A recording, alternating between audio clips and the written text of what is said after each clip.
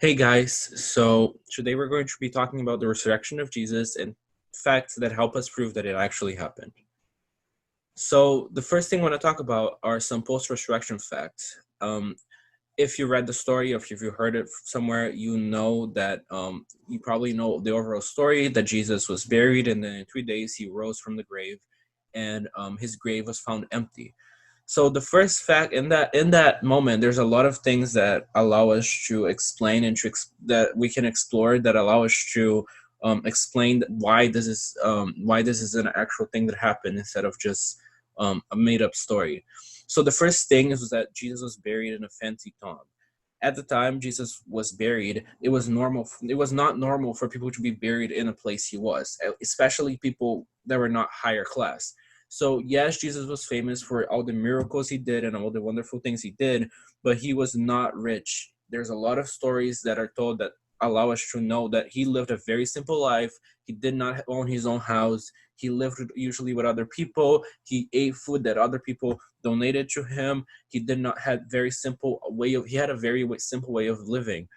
Um, so for him to be buried in a fancy tomb, that tomb was given to him by a government official who felt guilty for his death because he believed that Jesus was innocent for dying, and he gave Jesus that burial place, which exists to this day in Israel. You can go there and visit.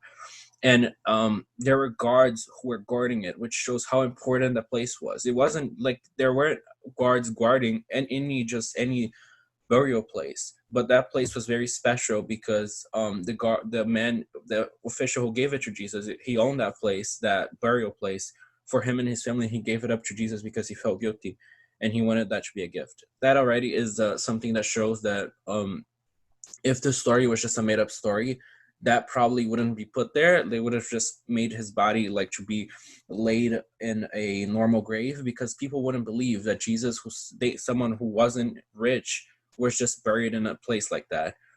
The second thing is that women were the first to confirm the resurrection of Jesus. So again, in the story, the way it's told, the way it happened is that women, they were going to pay their respect to Jesus, and as it says here, they didn't expect him to be alive. They were going to pay their respect to him for his death, and probably like take care of the body and put flowers and whatever there in his grave. And they didn't expect him to be alive. So why is it important that they were women? In that time, women were seen as inferior. Women were not allowed to testify in court as witnesses. Women were not allowed to give their word. They were not considered reliable sources. Women were seen as inferior to men, and many people and everyone in that time had that mentality. Even some women themselves consider themselves to be inferior to men. So the fact that Bible uses that, tells that story that way, it shows us that they weren't trying to tell a believable story because no one would believe women in that time. It shows us that they were just telling the story as it happened.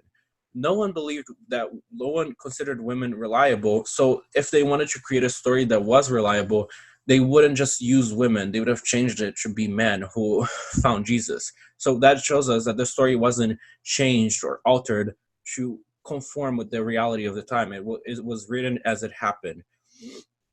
Um, so this is a fact that allows us to know that this story wasn't just made up and altered and messed with. This was like how it happened because even the writers at the time probably had that mentality that women were inferior, and they wouldn't have used women if they weren't told by God to do so. Like they wouldn't have wrote the story that way if it didn't happen that way. Um, so Joseph, he was the man who gave Jesus the burial place. He testified, which put his social status in danger. That's another fact that helps us understand that it's true. So Joseph, the man who gave Jesus the burial place, he was a government worker. He was very famous, and he was rich, famous in his city, and he was rich as he had a burial place like that.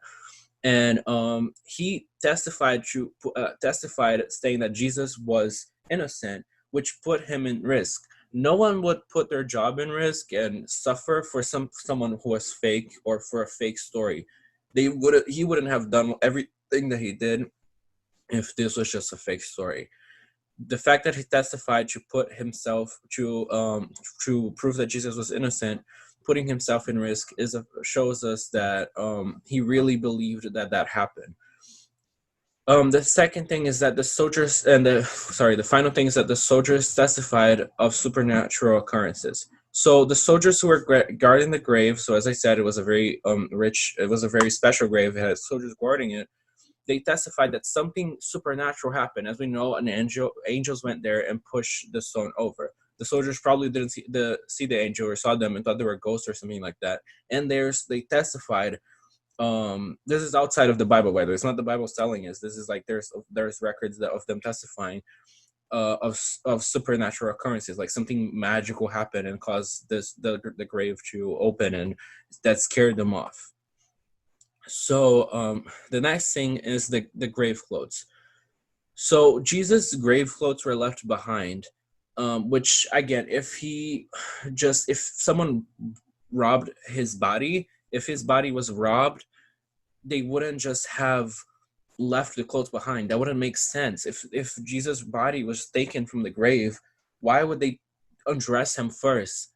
Like that wouldn't make sense. It would just leave, like it just would be a very weird thing for a grave digger to do. And there was also the towel on his head was folded. So this shows us that back in that time, it was a custom whenever you were done with your eating, or whenever you were done doing something, to fold a cloth to show that you were done doing it, or that you were um, of done with something. So Jesus leaving behind the towel on his head folded. First of all, that wouldn't be a thing that thieves would do. But second of all, that was a sign from Jesus to the disciples and to the women who found his body that he was alive and that he was done with that and that he had resurrected. So I ran over the thief thing, and you already talked about Jesus not being rich. So okay, so these are all the appearances that Jesus had over the years, and not over the years after he was resurrected. These are all the things that Jesus the times Jesus is mentioned as appearing after his resurrection. And these are important because it shows us that it isn't just one person who was like, oh, I saw Jesus and he did this and this. There are multiple people, even crowds of people who saw Jesus after his resurrection. And like there's no way that people in different places, in different times, in different stories would have seen Jesus after his resurrection and all have just like a group hallucination. They wouldn't have just imagined that, all of them, if they didn't have the kind of communication that we have today. They couldn't just have all just imagine that in different places, in different times, seeing Jesus. Also, the government never refuted the resurrection of Jesus, and this was something they would be interested in doing. As you probably know, the men in the time that were considered very important in the government, they did not like Jesus, and it would be in their best interest, in their interest, to refute that. But they never found enough evidence to openly refute it. They never came up with an explanation for the empty grave besides someone robbing Jesus' body. But again, we already talked about that with the clothes being left behind. And they try to create rumors again about the body being stolen, but they never came up with an actual reason, because they wanted to destroy the Christian movement. The Christian movement was not, the Christian movement at the time was not matched with what the government liked. With their government's belief of what Christianity should be. So they wanted to destroy the Christian movement. So the final thing is, most people who served as witnesses for Jesus were murdered, and they died believing in that.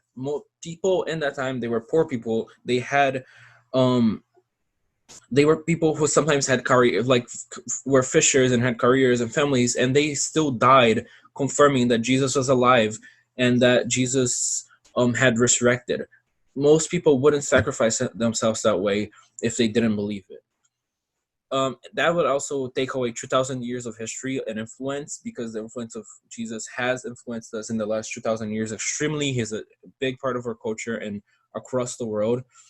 There's 66,000 manuscripts known to date that talk about Jesus, and there's historical evidence of him. If you search, you will find historical evidence that Jesus actually was alive and existed. I don't know what that means.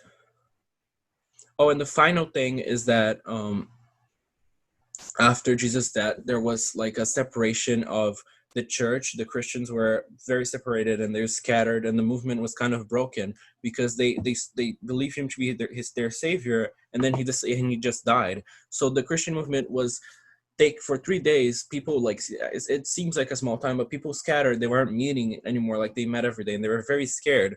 But after he resurrected, suddenly there was an uprising in the movement, and suddenly um people started believing again, and the Christian movement took a giant became this giant thing and started to grow more and more. And because of Jesus' resurrection. So these are the facts that help us prove that Jesus was actually alive. Thank you for watching.